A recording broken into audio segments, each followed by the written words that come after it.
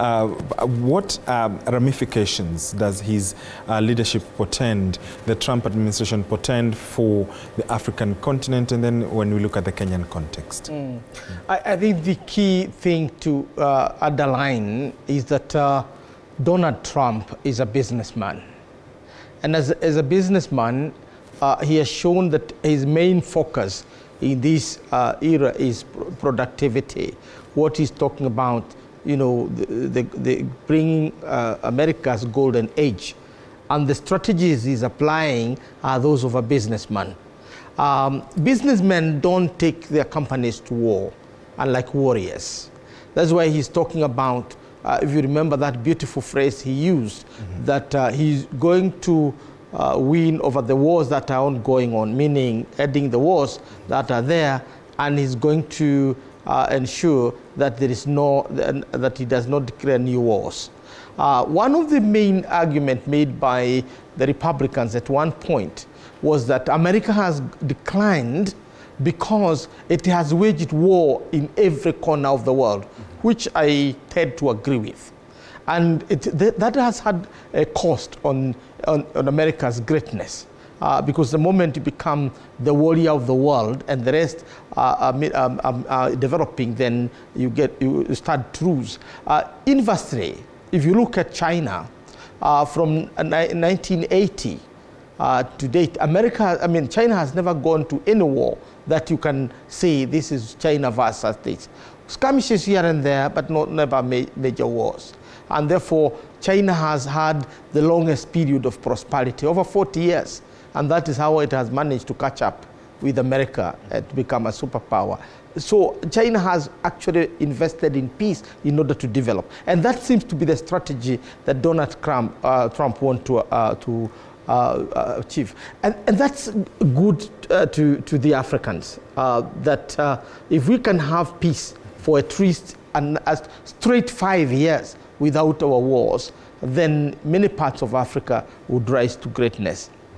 The other point that has come from his regime is emphasis on trade.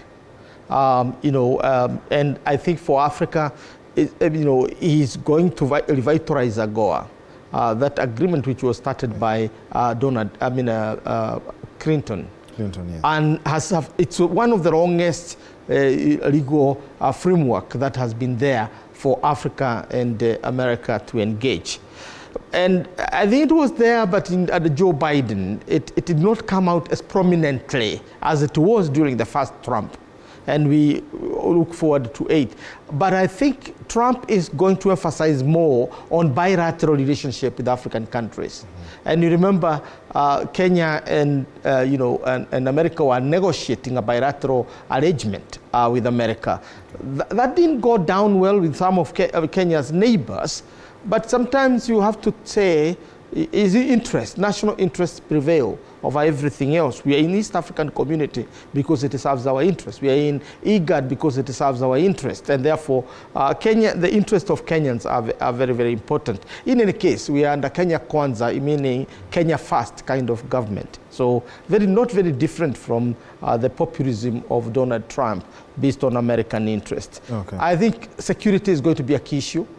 And Africa has, as I said earlier, witnessed a kind of a rebound of the age of violence in many ways, largely associated with the terrorism, associated with the conflict as in Sudan and Ethiopia, but more increasingly, even sectarian conflict, as we are seeing the resurgence of Mungiki and other militias in stable countries like Kenya. So if that environment of non-violence, and for Trump, he's not just looking at it globally, he's even focusing on American neighborhoods.